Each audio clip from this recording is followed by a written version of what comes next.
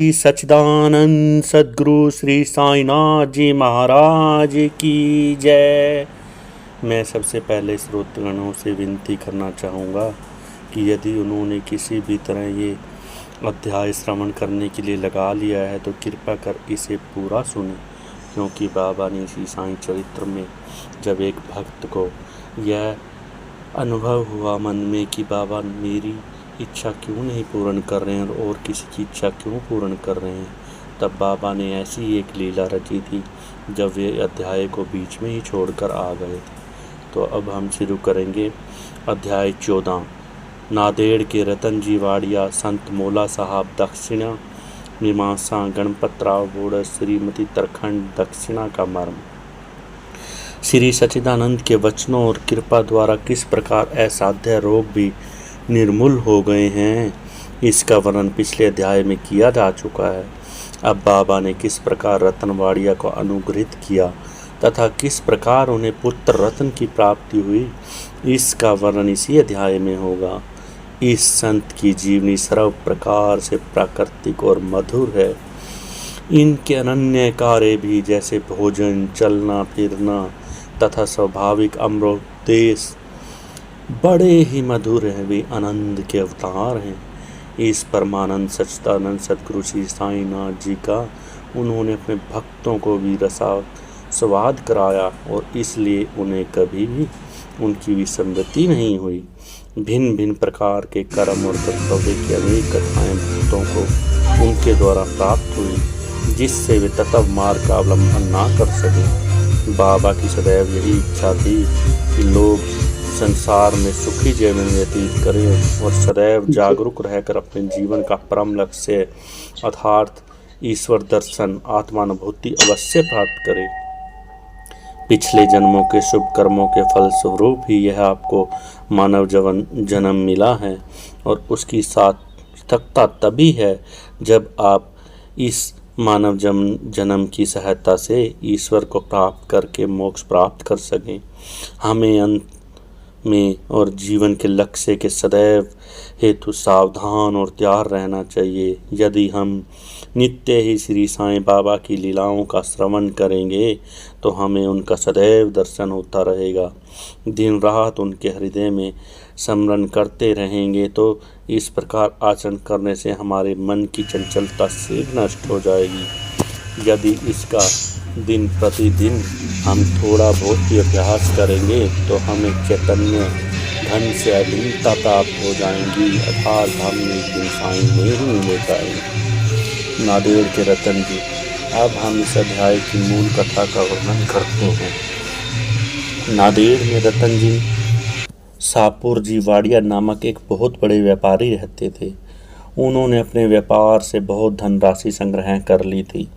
उनके पास अतुलनीय संपत्ति, खेत, चौराहे, पशु पक्षी, घोड़े, खच्चर इत्यादि और अन्य प्रकार की गाड़ियां थी।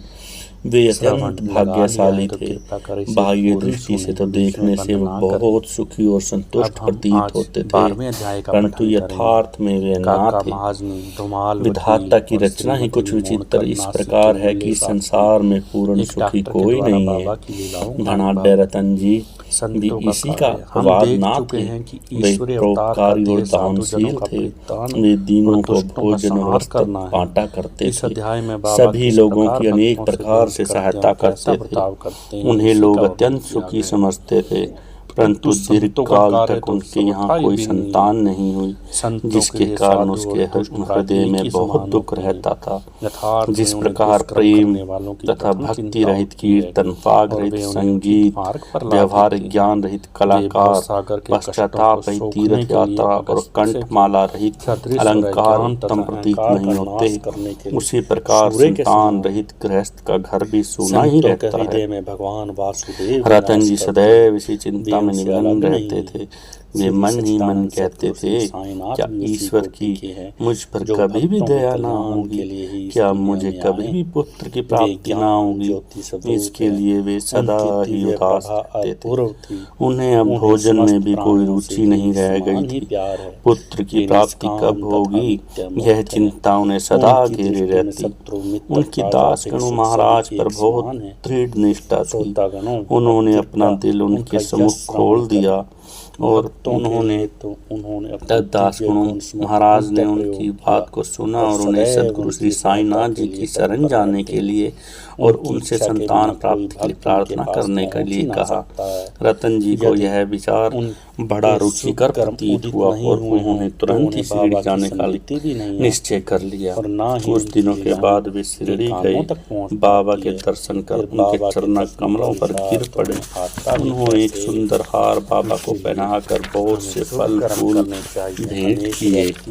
तब आदर सहित बाबा के पास बैठकर वे इस प्रकार प्रार्थना करने लगे, अनेक आपत्तिग्रस्त लोग बाबा आपके पास आते हैं, आप उनके कष्ट तुरंत दूर कर देते हैं।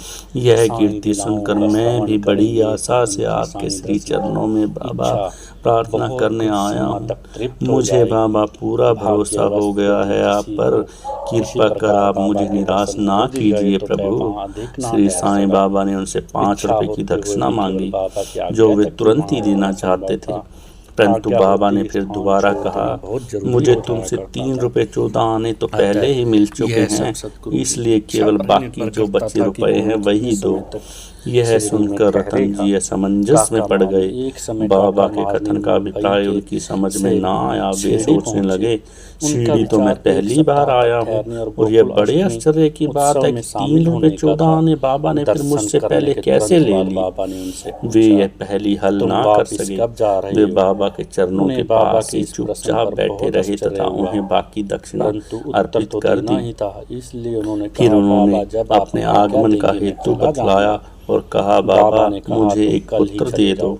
बाबा को दया आ गई तो सद्गुरु साईनाथ जी बोले, चिंता त्याग दो, अब तुम्हारे बुरे दिन समाप्त हो गए हैं। जो कोई भी शिरडी की पावन भूमि पर कदम रखता है और द्वारका माई की सीढ़ी चढ़ता है, उसी समय उसके बुरे दिन खत्म हो जाते हैं। इसके बाद बाबा ने उंगली देकर वरद हस्त उसके मस्तक पर रखकर कहा, अल्लाह तुम्हारी इच्छा को पूर्ण करेगा। बाबा की अनुमति प्राप्त कर रतन जी नादेड़ लौट आए और सीढ़ी में जो कुछ हुआ उन्हें दासगणु जी को बताया। रतन जी ने कहा, सब कार्य ठीक ही रहा। बाबा के बहुत अच्छे दर्शन हुए और उनका आशीर्वाद और प्रसाद भी मुझे मिल गया। परंतु मुझे एक बात अभी तक समझ में नहीं आ रही है। वहाँ पर बाबा ने कहा था कि मुझे 3 रुपए 14 आने तो पहले ही प्राप्त हो चुके हैं। कृपा करके आप ही बताइए इसका क्या मतलब है, क्योंकि मैं तो पहली बार ही शिरडी गया था और बाबा से पहली बार ही मुलाकात हुई। फिर बाबा को वे रुपए कैसे प्राप्त हो गए, इस मामले की सुनवाई जिसका कई महीने तक और उन्होंने उल्लेख किया। दासगणों के लिए भी यह एक पहेली थी। बहुत दिनों तक इस बारे में वह सोचते रहे। बहुत दिनों के बाद उन्हें याद हुआ कि कुछ दिन पहले रतन जी के यहाँ एक यवन संत मौली साहब आतिथ्य के लिए आए थे। इसके निमित्त उन्होंने कुछ धन खर्च किया था। मौली साहब नांदेड़ के प्रसिद्ध संत थे, जो कुली का कार्य करते थे। जब रतन जी ने शिरडी जाने का निश्चय किया था, उनसे कुछ दिन पहले ही मौली साहब रतन जी के घर आए थे।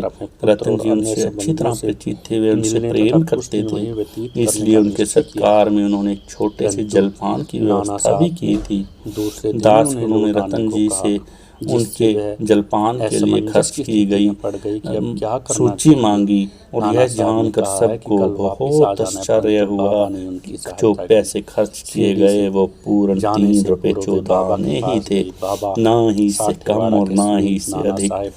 बाबा की त्रिकालता विदित हो गई है। स्पष्ट हो गया कि सद्गुरु श्री साईनाथ जी सब कुछ जानते हैं। यद्यपि वे रहते तो शिरडी में हैं, परंतु शिरडी के बाहर क्या हो रहा है इनका उन्हें पूर्ण ज्ञात है, क्योंकि ये दुनिया ही उन्होंने ही बनाई है और वे ही करता हैं, वे ही सभी कार्य सभी से करवा रहे हैं। यथार्थ में बाबा भूत भविष्य और वर्तमान की पूर्ण ज्ञाता है और प्रत्येक आत्मा तथा हृदय के साथ संबंध इन्होंने अन्यथा मौली साहब के स्वागतार्थ खर्च की गई रकम बाबा को कैसे ज्ञात हो सकती थी।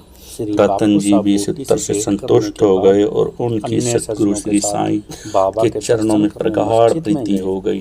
उपयुक्त समय पर उनके यहाँ एक पुत्र का जन्म हुआ जिससे उनकी खुशी का ठिकाना ना रहा। कहते हैं कि उनके यहाँ 12 संतानें हुई जिनमें से केवल 4 ही शेष बची।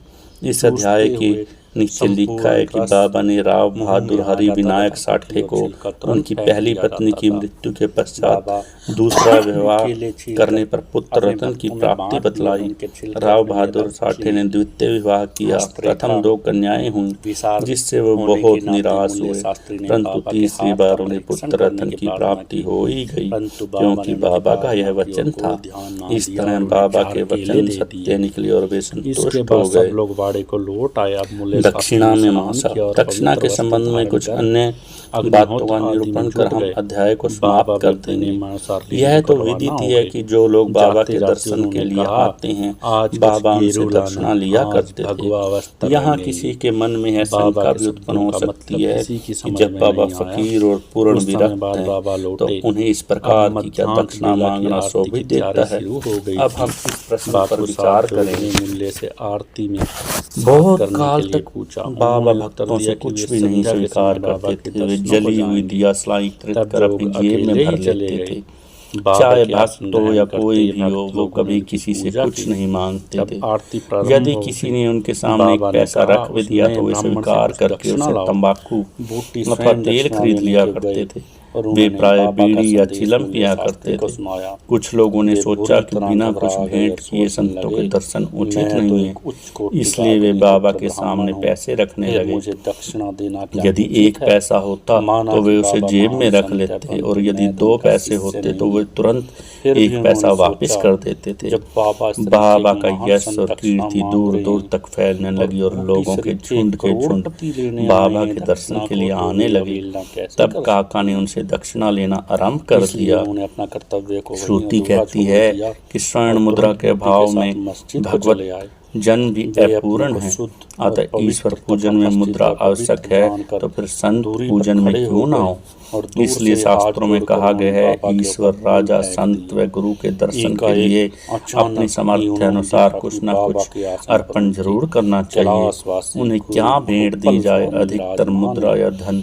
इस संबंध में उपनिषदों में वर्णित नियमों का अवलोकन करें। बृहदारण्यक उपनिषद में बताया है कि दक्ष प्रजापति ने देवता, मनुष्य और राक्षसों के सामने अक्सर दया का उच्चारण किया। देवताओं ने इसका मतलब लगाया कि दम अर्थात आत्म नियंत्रण का अभ्यास करना चाहिए। मनुष्यों ने समझा कि उन्हें दान का अभ्यास करना चाहिए और राक्षसों ने सोचा कि हमें दया करनी चाहिए। मनुष्यों को दान की सलाह दी गई है। दान के संबंध में लिखा गया है विश्वास पूर्वक दान करो, उसके बिना दान व्यर्थ है। उदार हृदय तथा विनम्र बनकर ही दान करना चाहिए और आदर सहित ही और सहानुभूति पूर्वक दान करो। दान करते समय तुम्हारे बाएं हाथ को भी पता ना चले कि दाएं हाथ ने क्या दान किया है। भक्तों को कांचन त्याग का पाठ पढ़ाने और उनकी आसक्ति दूर करने और उनके चित्त को शुद्ध करने के लिए ही और बाबा उनके दुखों को दूर करने के लिए ही सबसे दक्षिणा लिया करते थे।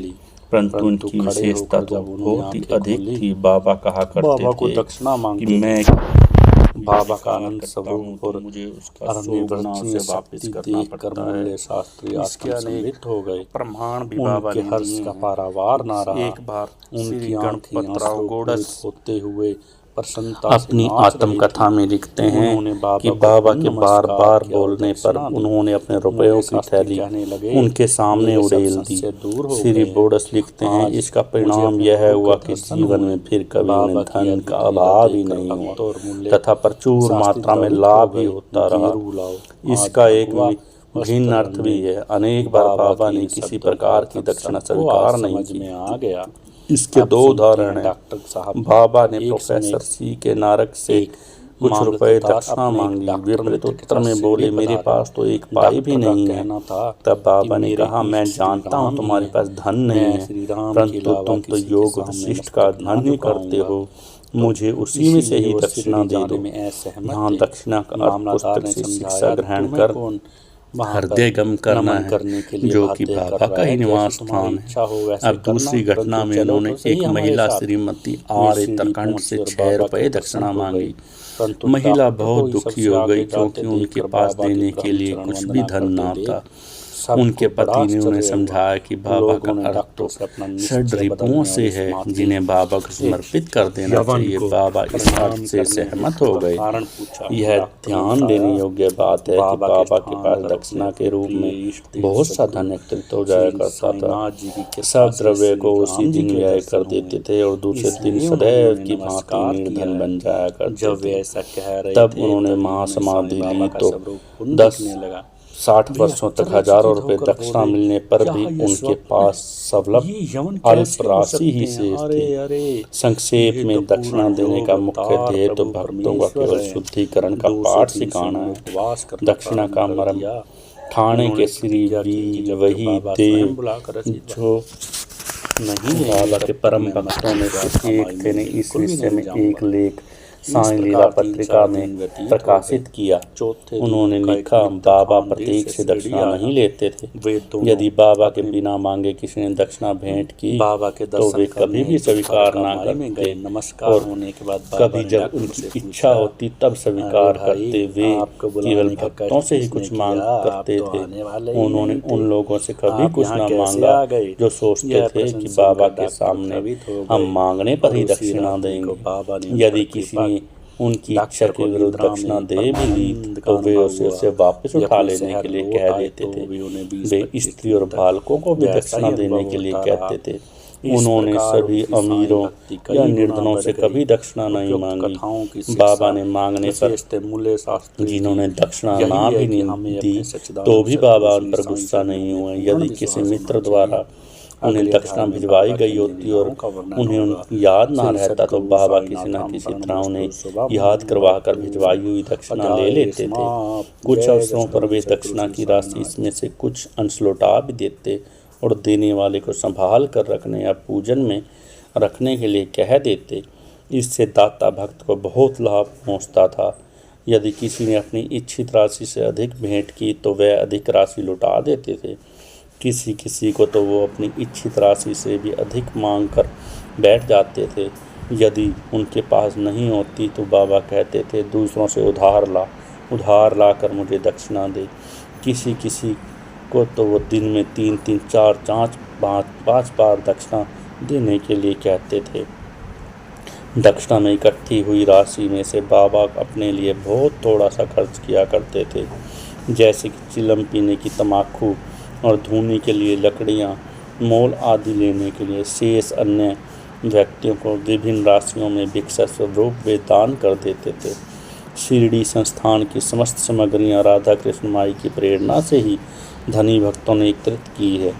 अधिक मूल्य वाले पदार्थ लाने वालों से बाबा अति क्रोधित हो जाते थे और उन्हें अपशब्द कहने लगते थे। उन्हें श्री नाना साहब चांदोरकर से कहा कि मेरी संपत्ति तो केवल एक कोपीन और टमरेल है। लोग बिना कारण ही मूल्यवान पदार्थ लाकर मुझे दुखी करते हैं। कामनी और कंचन मार्ग में 2 मुख्य बाधाएं हैं। बाबा ने इसके लिए 2 पाठशालाएं खोली, यथा दक्षिणा ग्रहण करना और राधा कृष्ण माई के यहाँ भेजना। इस बात की परीक्षा करने के लिए क्या उनके भक्तों ने इस आसक्तियों से छुटकारा पा लिया या नहीं। इसलिए जब कोई आता तो वे दक्षिणा मांगते और उनसे शाला में जाने को कहते। यदि वे इन परीक्षाओं में उत्तीर्ण हो गए, अर्थात यह सिद्ध हो गया कि वे कामनी और कांचन की आसक्ति के विरक्त हैं, तो बाबा की कृपा और आशीर्वाद से उनकी आध्यात्मिक और उन्नति अवश्य ही निश्चित हो जाया करती थी।